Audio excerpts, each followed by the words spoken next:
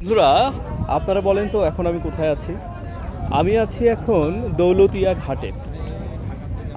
পদ্মা সেতু ওপেন হওয়ার পরে আমরা যারা ইয়ের মানুষ আছি, যশোরের মানুষ আছি, তারা পদ্মা সেতু হয়ে যাই। এইবার যেহেতু আমাদের মানিকগঞ্জ গন্তব্য, তাই আমরা এই দৌলতিয়া ঘাট হয়ে যাচ্ছি। একটা অসাধারণ একটা অনুভূতি। আমি এর আগে অনেকবার ফেরিতে উঠেছি, তো সেই জায়গা থেকে আরও একবার ফেরিতে ওঠা হচ্ছে আমার, সেটাই আর কি ভালো লাগার ব্যাপার। আমি আপনাদেরকে চতুর্থ দিকটা একটু ঘুরে দেখাই। দেখুন কীভাবে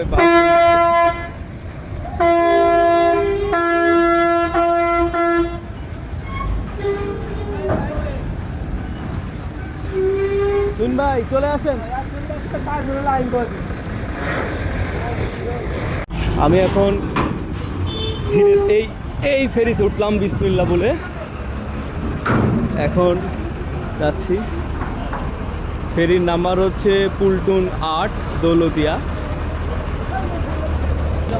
হ্যাঁ, ফেরিতে এই যে চানাচুর 12 ভাজা মাখা পাওয়া যাচ্ছে। এখানে অসম্ভব খাবারের সব দোকান। তো এখানে যে 12 ভাজা, ঘোল, তুইন ভাই ঘোল ঘোল, হ্যাঁ বলো ঘোল খাবে? এটা কি বলে এখানে? হ্যাঁ হ্যাঁ, দেওদিনই মাঠা খাই। ফেরিতে উঠে আমাদের যে প্রথম খাবার সেটা হচ্ছে এই মাঠা। আমরা মাঠা ভক্ষণ করব, আপনাদেরকে দেখাই কিভাবে মাঠা খেতে হয়। দাও একটু মাখন টাখন বেশি করে দাও। হ্যাঁ,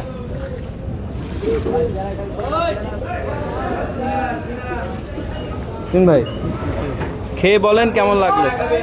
হ্যাঁ, কেমন? চমৎকার। আচ্ছা আচ্ছা। তারা মাঠা নিয়ে ছবি তুলছে। আমার হাতে মাঠা খাচ্ছে কিছু পাঠা। এটা সত্যি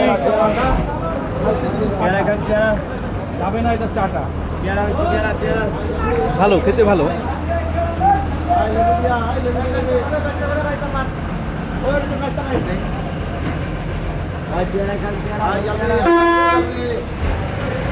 ফেরিটা খুবই ছোট, তো ছোট একটা ফেরিতে এটা হচ্ছে ফেরির সামনে। হলো ফেরির সামনে ফেরির তৃতীয় তলায়। সেখানে হচ্ছে এখানে সব কেবিন সিস্টেম।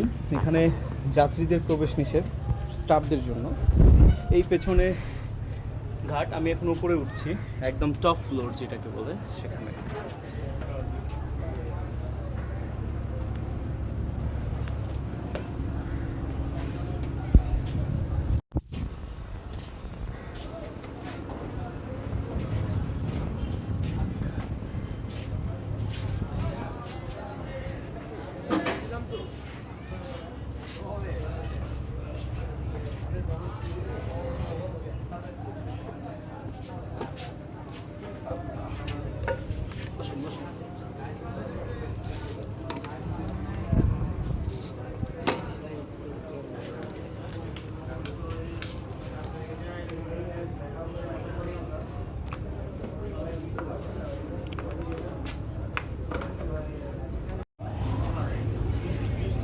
এই যে আমাদের নায়করাজ রাজ্জাক ভিলেন,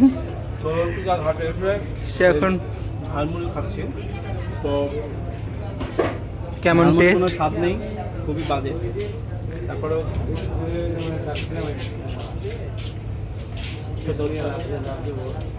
আমি 3 দিন ধরে অভুক্ত, সকালে কিছু খাইনি, কষ্ট হয়ে গেছে খুব।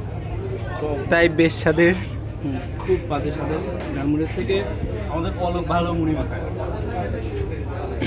ভিডিও নিয়ে আমরা আছি এখন ফেরির মাথায়। মাত্র ফেরিটা ছেড়েছে, আমরা খুব শীঘ্রই সেই ঘাটে চলে যাব। তা আমাদের সাথে আমাদের আজকের জন্য আমাদের চাচা তুরিন ভাই আছে, তো তারে নিয়ে আমরা যাচ্ছি। ফেরি ছেড়েছে, সবাই অপেক্ষারত। আমরা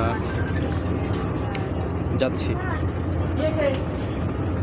ফেরি ছেড়েছে, এটা আস্তে আস্তে এগোচ্ছে, আপনারা দেখতে পাচ্ছেন।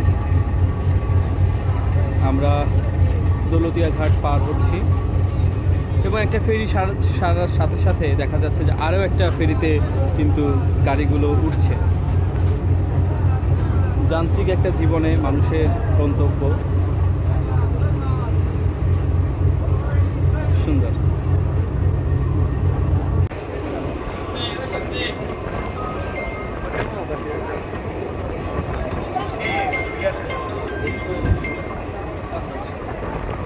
আমরা দূরে দেখতে পাচ্ছি পর এগিয়ে চলছে বালুবাহী নৌকা।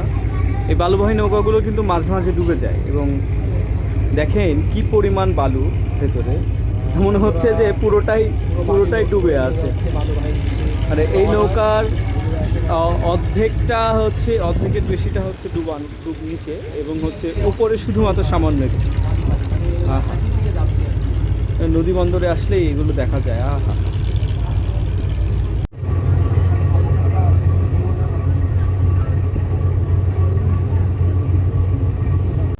এটা হচ্ছে খাবারের ক্যান্টিন। এখান থেকে যারা খেতে চায় খেতে পারে। আগে পেট চুক্তি ছিল।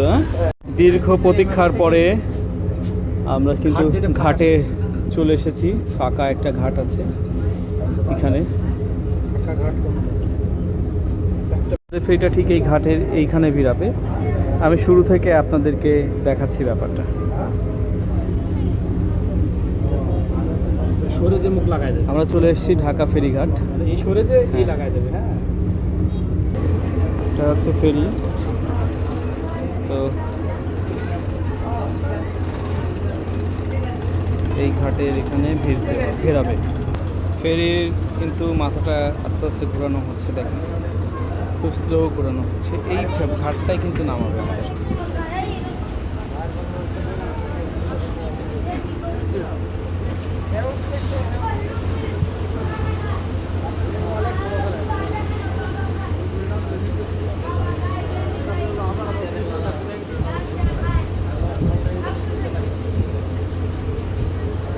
ফেরি কিন্তু প্রায় ঘাটে ফিরে গেছে। আমি আপনাদের ঠিক এই যে ফেরিটা যে নামবে, এইটা নামানোটা দেখানোর জন্যই কিন্তু আমি এতক্ষণ ধরে অপেক্ষা করছিলাম। দেখেন এটা প্রথমে এর সাথে একটু ধাক্কা খাবে, ধাক্কা খেলো এবং এটা আস্তে আস্তে সোজা হবে। আস্তে আস্তে আস্তে আস্তে সোজা হচ্ছে।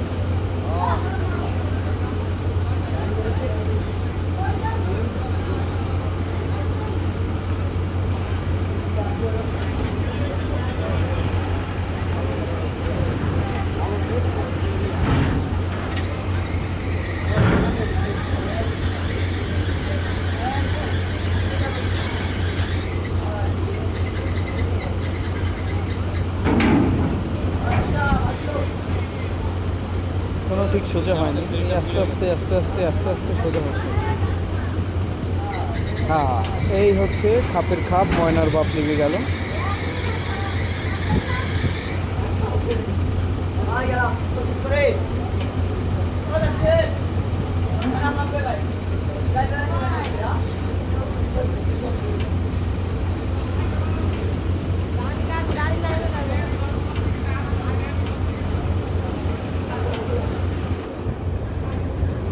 তুন ভাই ওটা ফেললেই দৌড় মারবো, ঠিক আছে? আমাদের আবার তো গাড়িতে ওইখান থেকে গাড়িতে উঠতে হবে নাকি এই ব্যবস্থা হবে? ঠিক আছে, এই ব্যবস্থা করতে পারবে।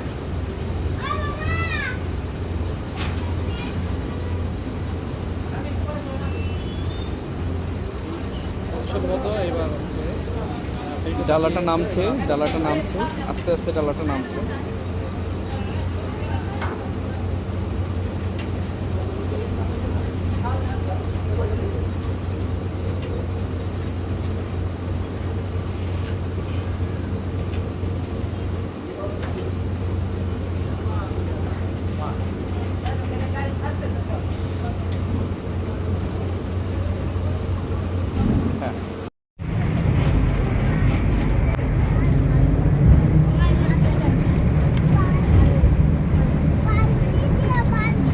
আপনারা দেখলেন ফেরি ভ্রমণ, কিভাবে আমরা ফেরিতে পার হলাম, এবং আমি পুরোটা আপনাদেরকে দেখালাম। আপনারা অবশ্যই আমাদের সাথে থাকবেন এবং পাশে থাকবেন। আগামীতে নতুন একটা ভিডিও নিয়ে আবার আপনাদের সাথে দেখা হচ্ছে। ততক্ষণ পর্যন্ত ভালো থাকুন, টাটা।